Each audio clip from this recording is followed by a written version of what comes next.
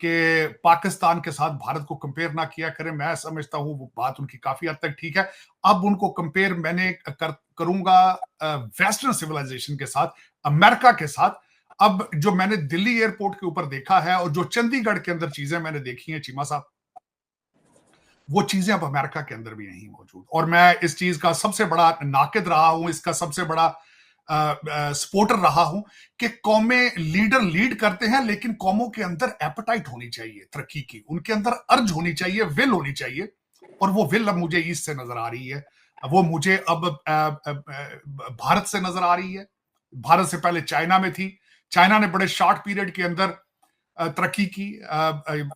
जब मैं यहाँ आर्टिकल पढ़ता था कि किस तरीके से चाइनीज स्टूडेंट चाइनीज इंस्टीट्यूशन से पढ़ के वापस जा रहे हैं, फिर मैंने ये आहिस्ता आहिस्ता पढ़ना शुरू किया कि भारत के स्टूडेंट जो हैं वो भारत यहाँ यूनिवर्सिटियों से पढ़ के वापस जा रहे हैं इस वक्त। बल्कि मुझे याद है कि अब से कुछ अर्सा पहले मैंने एक आर्टिकल पढ़ा जिसमें लिखा था ब्रेन ड्रेन की जगह brain returning back to India, जिसमें खासकर कनेडियन, अमेरिकन और ब्रिटिश जो भारतीय लोग थे, एक तो उनको पैकेजेस अच्छे मिल रहे हैं, अपनी फैमिलीज के साथ रहते हैं। मैं जब भारत के अंदर वहां मौजूद था, $10 बिलियन का सेमी कंडक्टर का प्लांट लग रहा है गुजरात के अंदर, $10 बिलियन उसकी लागत होगी। कमाल क्या होगा, 100 दिनों के अंदर अंदर वो कंप्लीट होगा, 100 दिनों के बाद वो ऑपरेशनल होगा। तो चीमा साहब, ये मुझे बिल्कुल, मैं इस बात पे, ये मैं सर्टिफिकेट इस वक्त लेकर आया हूं या देकर आया हूं कि वाकई ही sun will be rising from India. कौम के अंदर मैं एपेटाइट देख कर आया हूं, कौम के अंदर मिडिल क्लास की तालीम देख कर आया हूं। मैं हमेशा आपको यह कहता रहा हूं कि भारत का सबसे बड़ा वेपन जो है इंटरनेट, उनका institute of technology, Indian institute of technology है, जो कि बहुत रैपिडली तरक्की कर रहे हैं। हाँ, एक चीज जरूर होगी कि अब $8 बिलियन आप आईएमएफ से मांगने के चक्कर में पड़ चुके हैं।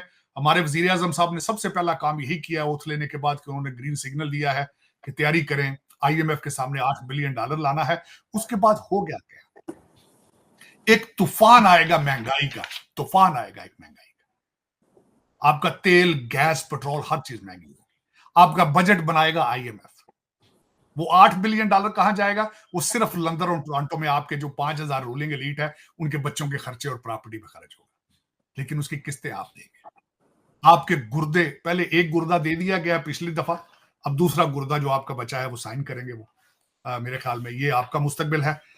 जो दुनिया के बारे में ओवरऑल आपको बताऊं तो सबसे बड़ी खबर कल परसों की है कि रशिया और चाइना चांद के ऊपर एटॉमिक रिएक्टर बनाने का प्रोग्राम बना रहे हैं। और आप क्या कर रहे हैं? आप जिहाद की तैयारी कर रहे हैं, जो कि आपके माजी में आपके आबाओ अजदाद ने कभी नहीं किया था। आपको जिहाद के पूरे स्पेलिंग नहीं आते। आपने आज तक पठानों अरबों के सामने जिहाद नहीं किया, आपने ब्रिटिश के खिलाफ जिहाद नहीं किया, आप टीटीपी के खिलाफ जिहाद नहीं कर रहे, आप अपनी जहालत के खिलाफ जिहाद नहीं कर रहे, गुर्बत के खिलाफ जिहाद नहीं कर रहे। लेकिन ड्रामा क्या है? गाजा के लिए हम जिहाद करें, गाजा के लिए जिहाद। तुक के साथ मैं कहूंगा चीमा साहब, जो सदर जियाउल हक ने फसल बीजी थी डॉलरों के लिए, अफगानिस्तान के ड्रामे के लिए, वो पक के तैयार हो चुकी है। वो कभी किसी खातून के कपड़े के ऊपर हलवा लिखा हो तो वो उसके पीछे पड़ती है, कभी किसी के पीछे पड़ती है, कभी किसी के पीछे पड़ती है। यही मुकद्दर है आपका। Practically you have never made Pakistan, और आज भी आप सिर्फ पाकिस्तान फाइलों में मौजूद है। Practically it doesn't exist.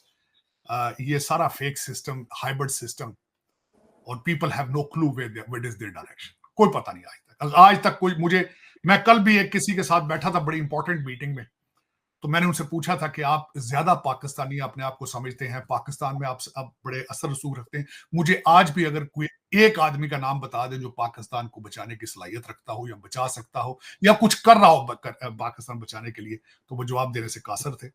मेरे कान उस आदमी का नाम सुनने के लिए तरस रहे हैं।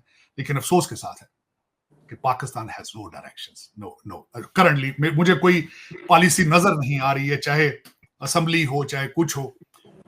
एक आज ड्रामा सुना नया हुआ है कि कहते हैं जी 3 अफगानियों को पकड़ लिया जो अडयाला जेल के ऊपर हमला करना चाहते थे।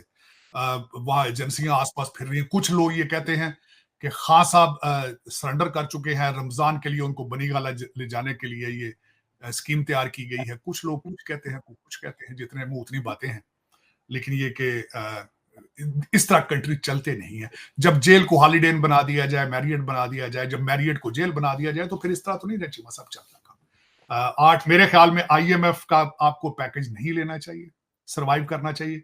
तो तारड़ साहब लग्जरी अगर आईएमएफ का पैकेज नहीं लेंगे तो हमारे पास तो डिफॉल्ट कर जाएंगे तारड़ साहब।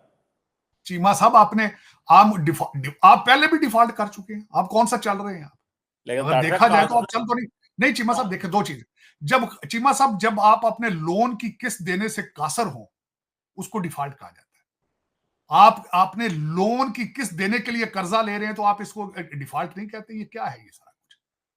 अब इसके बाद ड्रामा क्या होगा? आईएमएफ का सबसे पहली कंडीशन है उनकी कि आप अपने जो अपनी इंडस्ट्रीज हैं उनको प्राइवेटाइज करें। सबसे पहले पीआईए को आप बेचेंगे किसी अपने फ्रंटमैन के साथ, फिर आप फ्रॉड करेंगे, स्टील मिल किसी अपने फ्रंटमैन को बेचेंगे। एक और ड्रामा शुरू होगा क्योंकि $8 बिलियन जो ले रहे हैं, कोई मर्दे मुजाहिद को पूछने वाला बताने वाला है कि $8 बिलियन जाएगा कहां? जो पिछले $1 बिलियन आए थे वो किधर गए? किसी ने बताया आज तक?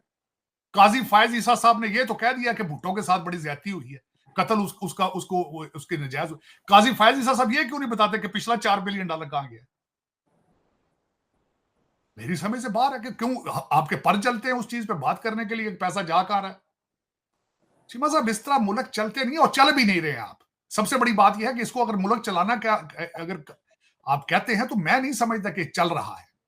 4 सूबों के ऊपर 4 लोग बैठे हैं उनको लूटने के लिए, और मैंने जिस तरह आपको पहले कहा था 4 सूबे हम अलग अलग लूटेंगे, मरकज को मिलकर लूटेंगे, ये आपका एजेंडा है। अब मुझे ये बताएं, शहबाज शरीफ साहब आए हैं, मिनिस्ट्री हम बांटेंगे, एमक्यूएम ने कहा हमने इतनी लेंगे, दूसरे कहते हैं इतनी लेंगे। चीमा साहब पिछली दफा जब केयर इनकी हुकूमत थी शहबाज शरीफ साहब की, इन्होंने मिनिस्ट्रियां बांटी थी तो क्या हुआ था? मैंने आपको खुद अपनी मेरी पर्सनल ऑब्जर्वेशन थी कि जितनी पार्टियां थी उन्होंने अपने मर्जी के करप्ट अफसरान वहां पे भर्ती करके लुट मचाई थी और एक दूसरे के साथ कम्युनिकेट नहीं करते थे। वो फिर दोबारा होगा। ये इनके हालात है। एक हाइब्रिड सिस्टम है, पावर किसी और के पास है, और ये नीचे से जो छोटा चेंज है ये लूटेंगे, बड़े डॉलर वो लूटेंगे। है तो गेम तो सारी लूट मार की, गेम तो सारी लूट मार की।